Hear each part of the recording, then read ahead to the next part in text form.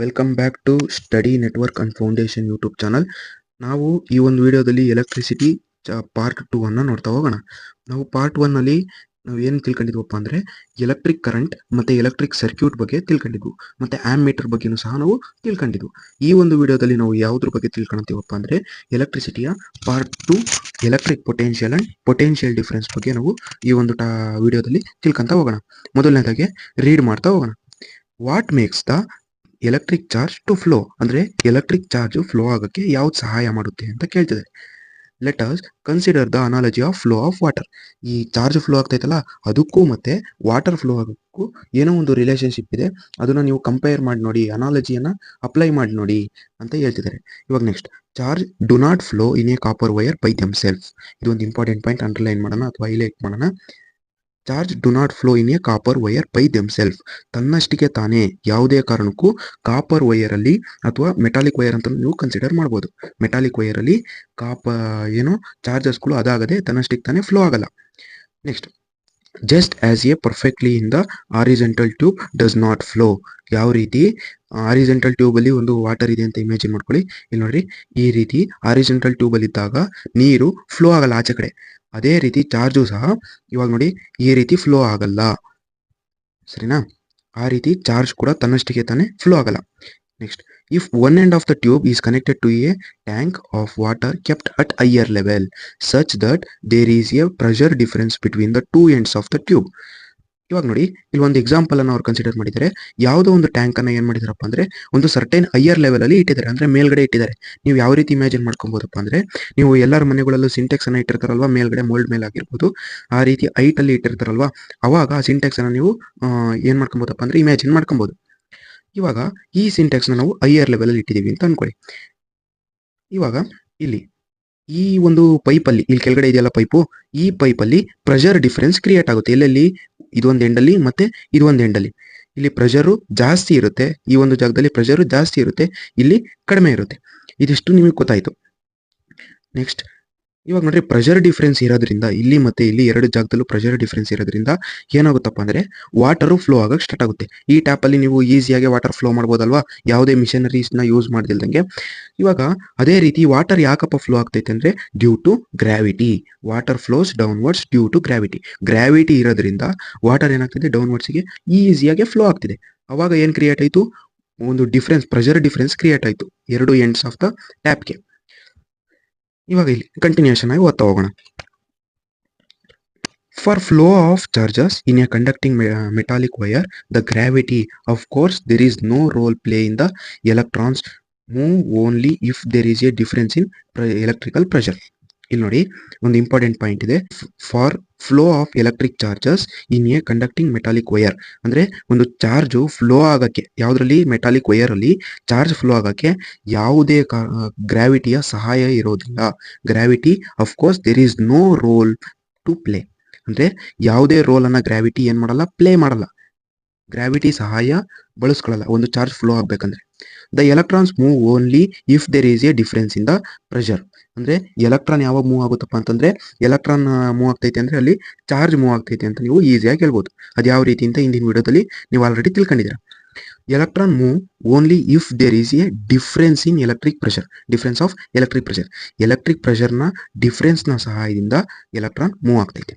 ಅದಕ್ಕೆ ನಾವು ಏನಂತ ಕರಿತೀವಪ್ಪ ಅಂದರೆ, ಅದಕ್ಕೆ ಪೊಟೆನ್ಷಿಯಲ್ ಡಿಫರೆನ್ಸ್ ಅಂತ ನಾವು ಕರಿತೀವಿ. This difference of potential may be produced by a battery. Potential ಡಿಫರೆನ್ಸ್ನ ಯಾವ್ದು ಪ್ರೊಡ್ಯೂಸ್ ಮಾಡುತ್ತೆ? ಬ್ಯಾಟ್ರಿ ಪ್ರೊಡ್ಯೂಸ್ ಮಾಡುತ್ತೆ. ಹಾಗಿದ್ರೆ ಬ್ಯಾಟ್ರಿ ಅಂತಂದ್ರೇನು? Consisting of one or more electrical cells. ಇಲ್ಲಿ ಅಬ್ಸರ್ವ್ ಮಾಡ್ಬೋದು, consisting of one or more electrical cells. ಒಂದಕ್ಕಿಂತ ಜಾಸ್ತಿ ಸೆಲ್ಸ್ಗಳನ್ನು ನಾವು ಕನೆಕ್ಟ್ ಮಾಡಿದ್ದೀವಿ ಅಂದರೆ ಅದಕ್ಕೆ ನಾವು ಬ್ಯಾಟ್ರಿ ಅಂತ ಕರಿತೀವಿ. ಅದ್ರ ಸಿಂಬಲ್ ಎಲ್ಲ ಮುಂದೆ ತಿಳ್ಕೊಂತ ಹೋಗೋಣ. The chemical action within the cell generates potential difference across the terminals of the cell even when no current is drawn from it. ಇವಾಗ ಕೆಮಿಕಲ್ ರಿಯಾಕ್ಷನ್ಸು ಎಲ್ಲ ಬ್ಯಾಟ್ರೀಸ್ಗಳಲ್ಲಿ ಅಥವಾ ಸೆಲ್ಸ್ಗಳಲ್ಲಿ ಏನಾಗ್ತಿರುತ್ತೆ? ಕೆಮಿಕಲ್ ರಿಯಾಕ್ಷನ್ಸ್ ಅಥವಾ ಕೆಮಿಕಲ್ ಆ್ಯಕ್ಷನ್ಸ್ಗಳು ಆಗ್ತಿರುತ್ತೆ. ಅವಾಗ ಸೆಲ್ ಏನು ಮಾಡುತ್ತಪ್ಪ ಅಥವಾ ಬ್ಯಾಟ್ರಿ ಏನು ಮಾಡುತ್ತಪ್ಪ ಅಂದರೆ ಪೊಟೆನ್ಷಿಯಲ್ ಡಿಫ್ರೆನ್ಸನ್ನು ಕ್ರಿಯೇಟ್ ಮಾಡುತ್ತೆ, ಸರಿನಾ?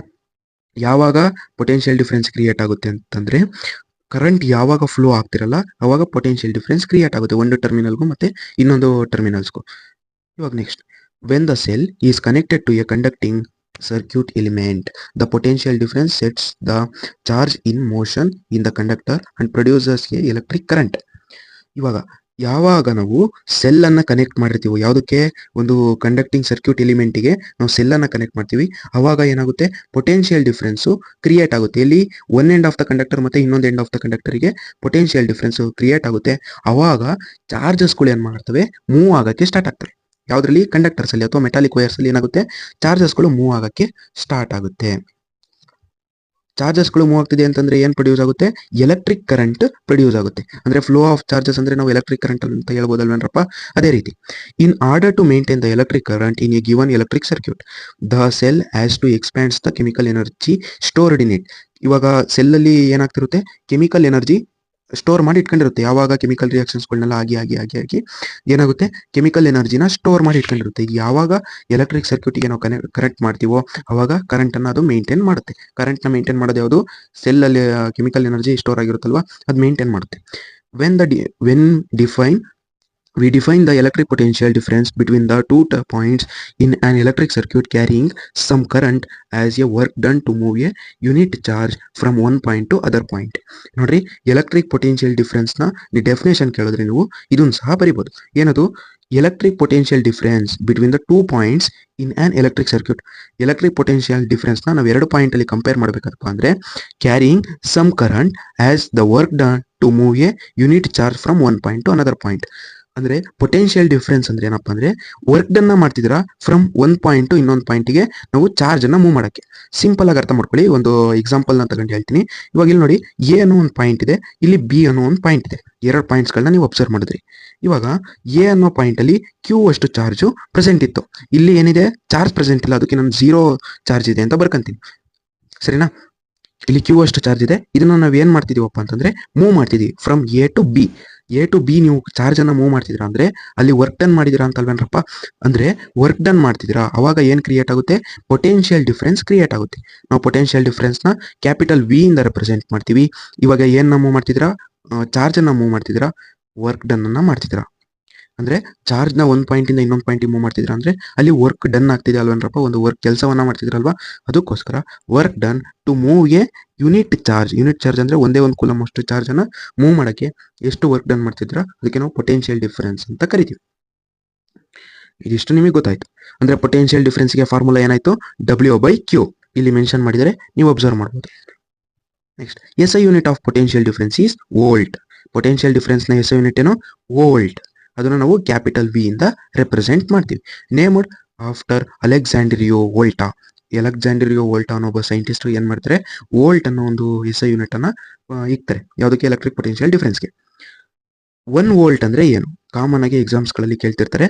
1 ವೋಲ್ಟ್ ಅಂದ್ರೆ ಏನಂದ್ರೆ, ಇಲ್ಲಿ ಡೆಫಿನೇಷನ್ಸ್ ಇದೆ, ನೀವು ಅಬ್ಸರ್ವ್ ಮಾಡ್ಕೊಳ್ಳಿ. ನಾನು ಇಲ್ಲಿ ಕಂಟಿನ್ಯೂ ಮಾಡ್ತಾ ಹೇಳ್ಕೊಡ್ತೀನಿ ನೋಡಿ. V is equal to W/Q ಅಂತ ಬರುತ್ತಲ್ವಾ. ಅಂದ್ರೆ ಪೊಟೆನ್ಷಿಯಲ್ ಡಿಫರೆನ್ಸ್, V ಅಂದ್ರೇನು, ಪೊಟೆನ್ಷಿಯಲ್ ಡಿಫರೆನ್ಸ್, W ಅಂದ್ರೆ ವರ್ಕ್ ಡನ್, Q ಅಂದ್ರೆ ಚಾರ್ಜ್. ಇವಾಗ V ಅಂತಂದ್ರೆ ಪೊಟೆನ್ಷಿಯಲ್ ಡಿಫರೆನ್ಸ್ ಅಲ್ವೇನ್ರಪ್ಪ. ಪೊಟೆನ್ಷಿಯಲ್ ಡಿಫರೆನ್ಸ್ SI ಯೂನಿಟ್ ಏನು, ವೋಲ್ಟ್. ಅದನ್ನ ನಾನು ಕ್ಯಾಪಿಟಲ್ ವಿ ಇಂದ ರೆಪ್ರೆಸೆಂಟ್ ಮಾಡ್ಬೋದು ಅಂತ ಹೇಳ್ದೆ ಅಲ್ವಾ. ಅದೇ ರೀತಿ is equal to work done. Work done ಅಂದ್ರೆ ನಾವು SI ಯೂನಿಟ್ ಏನು, ಜೌಲ್. ಜೌಲ್ ಅಂತ ಬರಿತೀವಿ. ಅದೇ ರೀತಿ ಡಿವೈಡೆಡ್ ಬೈ ಚಾರ್ಜಿಗೆ SI ಯೂನಿಟ್ ಅನ್ನು ಹಿಂದಿನ ವಿಡಿಯೋದಲ್ಲಿ ತಿಳ್ಕೊಂಡಿದ್ರೆ ಎಲ್ಲರೂ, ಕೂಲುಮ್. ಚಾರ್ಜ್ನ SI ಯೂನಿಟ್ ಕೂಲುಮ್. ಇದೇ ರೀತಿ ಅವ್ರು ಕೇಳ್ತಿರೋದೇನು, 1 ವೋಲ್ಟ್ ಅಂದ್ರೆ ಏನು ಅಂತ. 1 ವೋಲ್ಟ್ ನಿಮಗೆ ಸಿಗ್ಬೇಕಂದ್ರೆ 1 ಜೌಲ್ ಬೈ 1 ಕೂಲುಮ್ ಮಾಡಿದ್ರೆ ನಿಮಗೆ ಸಿಗುತ್ತಾ. 1/1 ಅಂದ್ರೆ 1 ಬರುತ್ತೆ. ಹಂಗಾಗಿ 1 volt is equal to 1 joule by 1 coulomb. ಅದನ್ನ ಈಸಿಯಾಗಿ ನೀವು ಯಾವ ರೀತಿ ಬರೀತಾರೆ ಡೆಫಿನೇಷನ್ ನ, 1 volt is the potential difference between 2 points in a current carrying conductor when 1 joule work is done to move a charge of 1 coulomb from one point to another point. ಒಂದು point ಇಂದ ಇನ್ನೊಂದು ಪಾಯಿಂಟ್ಗೆ 1 coulomb ಅಷ್ಟು charge ಅನ್ನು ನೀವು move ಮಾಡಕ್ಕೆ 1 joule work ಅನ್ನ ಮಾಡಿದ್ರೆ 1 volt ಏನಾಗಿರುತ್ತೆ, ಪೊಟೆನ್ಷಿಯಲ್ ಡಿಫರೆನ್ಸ್ ಕ್ರಿಯೇಟ್ ಆಗುತ್ತೆ. ಇಲ್ಲಿ ಕೊಟ್ಟಿದ್ದಾರೆ, ಬೇಕಿದ್ರೆ ನೀವು ಅಬ್ಸರ್ವ್ ಮಾಡ್ಕೊಂಡು ನೋಟ್ ಮಾಡ್ಕೊಬಹುದು. ಇವಾಗ ನೆಕ್ಸ್ಟ್ ಇಲ್ಲಿ ಒಂದು ಇದನ್ನ ಕೊಟ್ಟಿದ್ದಾರೆ ನೋಡಿ. 1 volt is equal to 1 joule per coulomb. ಇಲ್ಲಿ C⁻⁻1 ಅಂತ ಇರೋದನ್ನ ನಾವು ಏನಂತ ಕರಿತೀವಿ, ಪರ್ ಕೂಲೂಮ್ ಅಂತ ಕರಿತೀವಿ. Next, the potential difference measured by means of an electrical instrument called voltmeter. ಇಲ್ಲಿ ನೋಡಿ, ಇಲ್ಲಿ ವೋಲ್ಟ್ ಮೀಟರ್ ಇದೆಯಲ್ಲ, ಇದು ಏನ ಮೆಜರ್ ಮಾಡುತ್ತಪ್ಪ ಅಂತಂದ್ರೆ measure potential difference. Potential difference ನ ಮೆಜರ್ ಮಾಡಕ್ ನಾವು ಯಾವ ಒಂದು ಡಿವೈಸ್ ನ ಯೂಸ್ ಮಾಡ್ತೀವಿ? ವೋಲ್ಟ್ ಮೀಟರ್ ಅನ್ನ ಬಳಸ್ತೀವಿ. ಅದೇ ರೀತಿ ಕರೆಂಟ್ ನ ಮೆಜರ್ ಮಾಡಕ್ ನಾವು ಯಾವ್ದು ಬಳಸಿದ್ವು? ಆಮ್ ಮೀಟರ್ ಅನ್ನ ಬಳಸಿದ್ವು. ಇವಾಗ volt meter is always connected in parallel. ಇದೇ ಇಂಪಾರ್ಟೆಂಟ್, ಕ್ಲೀನ್ ಆಗಿ ನೋಡ್ಕೊಳ್ಳಿ. ವೋಲ್ಟ್ ಮೀಟರ್ ನಾವು ಯಾವ್ದ್ರಲ್ಲಿ ಕನೆಕ್ಟ್ ಮಾಡ್ತೀವಿ? ಪ್ಯಾರಲಲ್ ಅಲ್ಲಿ ಕನೆಕ್ಟ್ ಮಾಡ್ತೀವಿ. Across the points between which potential difference to be measure. ಇವಾಗ ಇಲ್ಲೊಂದು ಇಂಪಾರ್ಟೆಂಟ್ ಬರಿತೀನಿ ನೋಡ್ಕೊಳ್ಳಿ. ಆಮ್ ಮೀಟರ್ ನಾನು ಎ ಇಂದ ಸುಮ್ಮನೆ ಬರಿತೀನಿ, ಇಲ್ಲಿ ವೋಲ್ಟ್ ಮೀಟರ್ನ ಬಿ ಇಂದ ಬರಿತೀನಿ. ಇವಾಗ ನೆಕ್ಸ್ಟ್, ಆಮ್ ಮೀಟರ್ ಏನ್ ಮೆಜರ್ ಮಾಡುತ್ತೆ? ಕರೆಂಟ್ ಅನ್ನ ಮೆಜರ್ ಮಾಡುತ್ತೆ. ಅದೇ ರೀತಿ ವೋಲ್ಟ್ ಮೀಟರ್ ಏನ ಮೆಜರ್ ಮಾಡುತ್ತೆ? ಪೊಟೆನ್ಷಿಯಲ್ ಡಿಫರೆನ್ಸ್ ಅನ್ನ ಮೆಜರ್ ಮಾಡುತ್ತೆ. ಆಮ್ ಮೀಟರ್ನ ನಾವು ಯಾವ್ದ್ರಲ್ಲಿ ಕನೆಕ್ಟ್ ಮಾಡ್ತೀವಿ? ಸೀರೀಸ್ ಅಲ್ಲಿ ಕನೆಕ್ಟ್ ಮಾಡ್ತೀವಲ್ಲಪ್ಪ. ಅಂದ್ರೆ ಸೀರೀಸ್ ಅಂದ್ರೆ ನಾನು ಎಸ್ ಅಂತ ಬರಿತೀನಿ. ಅದೇ ರೀತಿ ಪೊಟೆನ್ಷಿಯಲ್ ಡಿಫರೆನ್ಸ್ ವೋಲ್ಟ್ ಮೀಟರ್ ನಾವು ಯಾವ್ದ್ರಲ್ಲಿ ಕನೆಕ್ಟ್ ಮಾಡ್ತೀವಿ? ಪ್ಯಾರಲಲ್ ಅಲ್ಲಿ ಕನೆಕ್ಟ್ ಮಾಡ್ತೀವಿ. ಇದಿಷ್ಟು ನಿಮಗೆ ಗೊತ್ತಿರಬೇಕು. ಆಮ್ ಮೀಟರ್ನ ಸೀರೀಸ್ ಅಲ್ಲಿ ಕನೆಕ್ಟ್ ಮಾಡ್ತೀವಿ, ವೋಲ್ಟ್ ಮೀಟರ್ನ ಪ್ಯಾರಲಲ್ ಅಲ್ಲಿ ಕನೆಕ್ಟ್ ಮಾಡ್ತೀವಿ. ಮತ್ತೆ ಮೆಜರ್ ಮಾಡೋದು ಯಾವ್ದು ಅಂತ ನೋಡ್ಕೊಬೇಕು. ಇಲ್ಲಿ ಎಕ್ಸಾಂಪಲ್ಸ್ ಪ್ರಾಬ್ಲಮ್ಸ್ಗಳಿದಾವೆ. ಎಲ್ಲ ಎಕ್ಸಾಂಪಲ್ ಪ್ರಾಬ್ಲಮ್ಸ್ಗಳನ್ನು ಮತ್ತೆ ಎಕ್ಸಸೈಸ್ ಪ್ರಾಬ್ಲಮ್ಸ್ಗಳನ್ನು ಒಂದ್ ಕಡೆ ತಗೊಂಡ್ಬಿಟ್ಟು ನ್ಯೂಮರಿಕಲ್ಸ್ನ ನಾವು ಒಂದು ವಿಡಿಯೋ ಸಪರೇಟ್ ವಿಡಿಯೋ ಮಾಡಿಬಿಟ್ಟು ಅಪ್ಲೋಡ್ ಮಾಡ್ತೀವಿ. ಅದನ್ನು ಸಹ ನೀವು ವಾಚ್ ಮಾಡಿ. ಯಾಕಪ್ಪ ಅಂದ್ರೆ ಎಲ್ರಿಗೂ ಕಷ್ಟ ಆಗ್ತಿರೋದು ಫಿಸಿಕ್ಸ್ ಅಲ್ಲಿ ಯಾವ್ದಪ್ಪ ಅಂದ್ರೆ ನ್ಯೂಮರಿಕಲ್ಸ್. ಅದಕ್ಕೋಸ್ಕರ ಒಂದು ವಿಡಿಯೋದಲ್ಲಿ ಎಲ್ಲದನ್ನು ಸಹ ನಾವು ಕವರ್ ಮಾಡ್ತಾ ಹೋಗ್ತೀವಿ. ನೆಕ್ಸ್ಟ್ ಇಲ್ಲಿ ಸರ್ಕ್ಯೂಟ್ ಡಯಾಗ್ರಾಮ್ಸ್ ಅಂತ ಕೊಟ್ಟಿದ್ದಾರೆ. ನೆಕ್ಸ್ಟ್ ಅದನ್ನ ಏನು ಅಂತ ತಿಳ್ಕೊಂತ ಹೋಗೋಣ. ಇಲ್ಲಿ ನೋಡಿ, ಸರ್ಕ್ಯೂಟ್ ಡಯಾಗ್ರಾಮ್ಸ್ ಅಂದ್ರೆ ನಾವೊಂದು ಕೆಲವೊಂದು ಸಿಂಬಲ್ಸ್ಗಳನ್ನ ಬಳಸ್ತೀವಿ ಯಾವ್ದ್ರಲ್ಲಿ? ಸರ್ಕ್ಯೂಟ್ಸ್ ಅನ್ನ ಬರಿಬೇಕಾದ್ರೆ. ಸರ್ಕ್ಯೂಟ್ಸ್ ಅಂದ್ರೆ ಏನು ಅಂತ ಹಿಂದಿನ ವಿಡಿಯೋದಲ್ಲಿ ಪಾರ್ಟ್ 1 ಅಲ್ಲಿ ನೀವು ತಿಳ್ಕೊಂಡಿದ್ರಿ. ಇವಾಗ ಸರ್ಕ್ಯೂಟ್ ನ ಸಿಂಬಲ್ಸ್ ಗಳನ್ನ ಅಲ್ಲಿ ಬರ್ದಿದ್ವಲ್ವಾ? ಸೆಲ್ ಅಂದ್ರೆ ಏನು, ಬ್ಯಾಟ್ರಿ ಅಂದ್ರೆ ಏನು, ಆ ರೀತಿ ಒಂದು ಟೇಬಲ್ ಅನ್ನ ಕೊಟ್ಟಿದ್ದಾರೆ. ಅದರಲ್ಲಿ ಎಲ್ಲ ಎಲೆಕ್ಟ್ರಿಕಲ್ ಅಪ್ಲಯನ್ಸಸ್ ಗಳನ್ನು ಮೆನ್ಷನ್ ಮಾಡಿದ್ದಾರೆ. ಒಂದೊಂದಾಗಿ ನೋಡ್ತಾ ಹೋಗೋಣ. ಎಲೆಕ್ಟ್ರಿಕ್ ಸೆಲ್ ಇದ್ರಲ್ಲಿ ನೋಡಿ, ಅಬ್ಸರ್ವ್ ಮಾಡಿ ಕ್ಲೀನ್ ಆಗಿ. ಒಂದು ಪಾಸಿಟಿವ್ ಟರ್ಮಿನಲ್ ಇದೆ, ಇನ್ನೊಂದು ನೆಗೆಟಿವ್ ಟರ್ಮಿನಲ್ ಇದೆ. ಈ ಲಾಂಗ್ ಲೈನ್ ಇದೆಯಲ್ಲ, long line represent positive terminal, short line represent negative terminal. ಇದಿಷ್ಟು ನಿಮಗೆ ಗೊತ್ತಾಯ್ತು. ಇವಾಗ ನೆಕ್ಸ್ಟ್, ಬ್ಯಾಟರಿ ಅಂತಂದ್ರೇನು? ಎರಡನೇದು battery are a combination of cells. Battery ಅಂದ್ರೆ ಒಂದಕ್ಕಿಂತ ಜಾಸ್ತಿ ಸೆಲ್ಸ್ಗಳು ಕನೆಕ್ಟ್ ಆಗಿದ್ರೆ ನಾವು ಅದಕ್ಕೆ ಬ್ಯಾಟರಿ ಅಂತ ಕರಿತೀವಿ. ಈ ರೀತಿ ನೀವು ಅಬ್ಸರ್ವ್ ಮಾಡ್ಬೋದು. ಬ್ಯಾಟ್ರಿಗೂ ಸಹ ಎರಡು ಟರ್ಮಿನಲ್ಸ್ ಇರುತ್ತೆ, ಒಂದು ಪಾಸಿಟಿವ್ ಇನ್ನೊಂದು ನೆಗೆಟಿವ್. ಇವಾಗ plug key or switch open. ಇವಾಗ ನೋಡಿ, ಪ್ಲಗ್ ಕೀ ಇಲ್ಲಿ ಎರಡು ಟೈಪ್ ಬರುತ್ತೆ. ಒಂದು ಸ್ವಿಚ್ ಆನ್ ಬರುತ್ತೆ, ಇನ್ನೊಂದು ಸ್ವಿಚ್ ಆಫ್ ಬರುತ್ತೆ. ಇಲ್ಲಿ ಸ್ವಿಚ್ ಓಪನ್ ಅಂತ ಕೊಟ್ಟಿದ್ದಾರೆ. ಸ್ವಿಚ್ ಓಪನ್ ಅಂತಂದ್ರೆ ಏನಾಗಿರುತ್ತಪ್ಪ ಅಂದ್ರೆ ಸ್ವಿಚ್ ಆಫ್ ಅಂತ ನೀವು ಬರಿಬಹುದು. ಅಂದ್ರೆ ಸರ್ಕ್ಯೂಟ್ ಏನಾಗಿದೆ? ಕ್ಲೋಸ್ ಆಗಿಲ್ಲ, ಓಪನ್ ಸರ್ಕ್ಯೂಟ್ ಅಂತ ನೀವು ಕನ್ಸಿಡರ್ ಮಾಡ್ಬೋದು. ಅವಾಗ ಲೈಟ್ ಹತ್ತಲ್ಲ. ಇವಾಗ ಸ್ವಿಚ್ ಕ್ಲೋಸ್ಡ್ ಅಂತಂದ್ರೆ ಈ ರೀತಿ ಕೊಟ್ಟಿರ್ತಾರೆ. ಸೆಂಟ್ರಲ್ ಒಂದು ಡಾಟ್ ಅನ್ನ ಇಕ್ಕಿರ್ತಾರೆ. ಇವಾಗ ನೀವೇನಂತ ಬರಿಬಹುದು? ಸರ್ಕ್ಯೂಟ್ ಕ್ಲೋಸ್ಡ್ ಅಂತ ಬರಿಬಹುದು, ಅಥವಾ ಸ್ವಿಚ್ ಆನ್ ಅಂತ ಬರಿಬಹುದು. ಸ್ವಿಚ್ ಏನಾಗಿದೆ? ಆನ್ ಆಗೈತೆ ಅಂತ ನೀವು ಬರಿಬಹುದು. ನೆಕ್ಸ್ಟ್, ವೈರ್ ಜಾಯಿಂಟ್ ಅಂದ್ರೆ ವೈರ್ ಜಾಯಿಂಟ್ ಅಂದ್ರೆ ಒಂದು ವೈರ್ ಇರುತ್ತೆ, ಅದಕ್ಕೆ ಇನ್ನೊಂದು ಜಾಯಿಂಟ್ ಅನ್ನ ಮಾಡ್ತೀರಾ. ಅವಾಗ ನೋಡ್ರಿ, ಇವಾಗ ಫಾರ್ ಎಕ್ಸಾಂಪಲ್ ಕರೆಂಟ್ ಈ ಡೈರೆಕ್ಷನ್ ಅಲ್ಲಿ ಫ್ಲೋ ಆಗ್ತಿದೆ ಅಂತ ಇಟ್ಕೊಳ್ರಿ. ಇದೇನಾಗುತ್ತೆ? ಸ್ಪ್ಲಿಟ್ ಆಗುತ್ತೆ ಎರಡು ಕಡೆ. ಈ ಸೈಡು ಸ್ಪ್ಲಿಟ್ ಆಗುತ್ತೆ, ಈ ಸೈಡು ಸ್ಪ್ಲಿಟ್ ಆಗುತ್ತೆ. ಗೊತ್ತಾಯ್ತಾ ನಿಮಗೆ? ಇಲ್ಲಿ ಕರೆಂಟ್ ಫ್ಲೋ ಆಗ್ತಿರೋದು ಏನಾಗ್ತಿದೆ? ಸ್ಪ್ಲಿಟ್ ಆಗ್ತಿದೆ ಎರಡು ಕಡೆ. ಆದ್ರೆ ನೆಕ್ಸ್ಟ್ ನೋಡಿ, A wire crossing without join ಅಂದ್ರೆ ಈ ವೈರ್ ಏನಾಗ್ತಿದೆ? ಕ್ರಾಸ್ ಆಗ್ತೈತಂತೆ ಇನ್ನೊಂದು ವೈರ್ನ ಮೇಲ್ಗಡೆ, ಆದ್ರೆ ಎರಡು ಜಾಯಿಂಟ್ ಆಗಿಲ್ವಂತೆ. ಅವಾಗ ನೀವೇನಂತ ಇದ್ ಮಾಡ್ಕೊಬಹುದು? ಇವಾಗ ನೋಡಿ, ಈ ರೀತಿ ಒಂದು ವೈರ್ ಈ ರೀತಿ ಇದೆ, ಇನ್ನೊಂದು ವೈರ್ ಇದ್ರ ಮೇಲ್ಗಡೆ ಆಸಿಂದ ಹೋಗ್ತಿದೆ. ಇಲ್ಲಿ ಕರೆಂಟ್ ಹೋಗ್ತಾ ಇರ್ತಕ್ಕಂಥದ್ದು, ಈ ಒಂದು ವೈರ್ ಅಲ್ಲಿ ಕರೆಂಟ್ ಹೋಗ್ತಾ ಇರ್ತಕ್ಕಂಥದ್ದು ಸೇಮ್ ಆಸ್ ಇಟ್ ಈಸ್ ಹೋಗ್ತಾ ಇರುತ್ತೆ. ಮತ್ತೆ ಇಲ್ಲಿ ಯಾವುದೇ ರೀತಿ ಚೇಂಜಸ್ ಅನ್ನೋದು ಇರಲ್ಲ. ಅಲ್ಲಿ ಡಿವೈಡ್ ಆಯ್ತಲ್ಲ ಕರೆಂಟ್ ಮೇಲ್ಗಡೆ ವೈರ್ ಜಾಯಿಂಟ್ ಅಂತ ಇರೋದಕ್ಕೆ, ಆ ರೀತಿ ಡಿವೈಡ್ ಆಗಲ್ಲ. ಸಪ್ರೇಟ್ ಆಗಿ ಕರೆಂಟ್ ಫ್ಲೋ ಆಗ್ತಾ ಹೋಗುತ್ತೆ. ನೆಕ್ಸ್ಟ್, ಇವಾಗ ಎಲೆಕ್ಟ್ರಿಕ್ ಬಲ್ಬ್ ಅಂದ್ರೆ ಏನು ಅಂತ ನೋಡಿದ್ರೆ ಈ ರೀತಿ ನಾವು ರೆಪ್ರೆಸೆಂಟ್ ಮಾಡ್ತೀವಿ ಎಲೆಕ್ಟ್ರಿಕ್ ಬಲ್ಬ್ ನ. ನೀವು ಅಬ್ಸರ್ವ್ ಮಾಡ್ತಿರ್ಬೋದು. Next, a resistor of resistance R. Resistance ನ ನಾವು ಯಾವ ರೀತಿ ರೆಜಿಸ್ಟರ್ ನ ನಾವು ಮೆನ್ಷನ್ ಮಾಡ್ತೀವಿ ಅಂದ್ರೆ, ಇಲ್ಲಿ ನೀವು ಜಿಗ್ಜಾಕ್ ಲೈನ್ ಕಾಣಿಸ್ತಿದೆಯಲ್ಲ, ಈ ರೀತಿ ನಾವು ಮೆನ್ಷನ್ ಮಾಡ್ತೀವಿ. ನೆಕ್ಸ್ಟ್, ವೇರಿಯಬಲ್ ರೆಸಿಸ್ಟೆನ್ಸ್ ಅಥವಾ ರಿಯೋಸ್ಟಾಟ್ ಅಂತ ಇದೆ. ಇದನ್ನು ಸಹ ಅಬ್ಸರ್ವ್ ಮಾಡಿ. ಪ್ರತಿ ಎಲ್ಲಾ ಒಂದು ಸಿಂಬಲ್ಸ್ಗಳಿದಾವಲ್ಲ, ಇವನು ಸಹ MCQ ಅಲ್ಲಿ ಆಗಿರ್ಬೋದು, ಮತ್ತೆ ಬೇರೆ ಬೇರೆ 1 ಮಾರ್ಕ್ಸ್ ಕ್ವಶನ್ ಅಲ್ಲಿ ಆಗಿರ್ಬೋದು ಸಿಂಬಲ್ಸ್ಗಳನ್ನ ಕೇಳಿದರೆ. ಅದಕ್ಕೋಸ್ಕರ ಇಂಪಾರ್ಟೆಂಟ್, ಒಂದ್ಸಲ ನೀವು ಪ್ರಾಕ್ಟೀಸ್ ಮಾಡಿದ್ರೆ ಸಾಕು, ನೆನಪಲ್ಲಿ ಉಳಿಯುತ್ತೆ. ಈ ವೇರಿಯಬಲ್ ರೆಸಿಸ್ಟೆನ್ಸ್ಗೆ ಎರಡು ತರ ಕೊಟ್ಟಿದ್ದಾರೆ. ಅವೆರಡು ವೇರಿಯಬಲ್ ರೆಸಿಸ್ಟೆನ್ಸ್ ಅಥವಾ ರಿಯೋಸ್ಟಾಟ್ ಅಂತ ನೀವು ಕರಿಬಹುದು. ಆಮ್ ಮೀಟರ್ಗೂ ಅಷ್ಟೇ ನೋಡ್ರಿ, ಆಮ್ ಮೀಟರ್ ಮತ್ತೆ ವೋಲ್ಟ್ ಮೀಟರ್ ನ ಸಿಂಬಲ್ಸ್ ಇಲ್ಲಿ ಕೊಟ್ಟಿದ್ದಾರೆ. ಆಮ್ ಮೀಟರ್ ಮತ್ತೆ ವೋಲ್ಟ್ ಮೀಟರ್ ಅಲ್ಲಿ ನೀವು ಸಹ ಅಬ್ಸರ್ವ್ ಮಾಡಬಹುದು. ಎರಡು ಟರ್ಮಿನಲ್ಸ್ ಇದೆ, ಒಂದು ಪಾಸಿಟಿವ್ ಮತ್ತೆ ಇನ್ನೊಂದು ನೆಗೆಟಿವ್. ಮತ್ತೆ ಇನ್ನೊಂದು ಪಾಯಿಂಟ್ ಅನ್ನು ನೆನಪಲ್ಲಿ ಇಟ್ಕೊಳ್ಳಿ, positive terminal of ammeter. ಇಲ್ಲಿ ಪಾಸಿಟಿವ್ ಟರ್ಮಿನಲ್ ಇದಾವಲ್ವಾ, ಈ ಪಾಸಿಟಿವ್ ಟರ್ಮಿನಲ್ ನ ನಾವು ಯಾವುದು ಕನೆಕ್ಟ್ ಮಾಡ್ತೀವಪ್ಪ ಅಂದ್ರೆ positive terminal of a cell ಅಥವಾ ಬ್ಯಾಟ್ರಿ. ಇದು ನೋಡ್ರಿ, ಪಾಸಿಟಿವ್ ಟರ್ಮಿನಲ್ ಅಲ್ವಾ, ಲಾಂಗ್ ಲೈನು. ಸ್ಮಾಲ್ ಲೈನ್ ಏನು? Negative terminal. ಇದು ಎಲ್ರಿಗೂ ಗೊತ್ತಾಗೈತೆ ಅಂತ ಭಾವಿಸ್ತೀನಿ. ಇಲ್ಲಿ ಪಾಸಿಟಿವ್ ಟರ್ಮಿನಲ್, ಇದು ನೆಗೆಟಿವ್ ಟರ್ಮಿನಲ್. ಇವಾಗ positive terminal of a cell connected to a positive terminal of ammeter.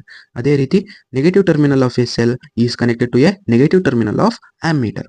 ಇದೇ ರೀತಿ ವೋಲ್ಟ್ ಮೀಟರ್ನು ಸಹ ಕನೆಕ್ಟ್ ಮಾಡ್ತೀವಿ. Next Ohm's law. ಮುಂದಿನ ವಿಡಿಯೋದಲ್ಲಿ ನಾವು ಓಮ್ಸ್ ಲಾ ಬಗ್ಗೆ ತಿಳ್ಕೊಂತ ಹೋಗೋಣ. Thanks for watching.